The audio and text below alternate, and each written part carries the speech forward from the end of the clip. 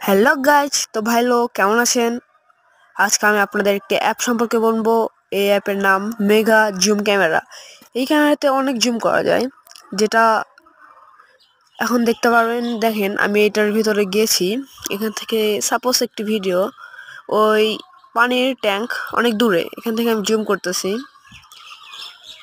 তো দেখা যাক, জুম করতে করতে ওখানে লেখা আছে হলো মদিনা।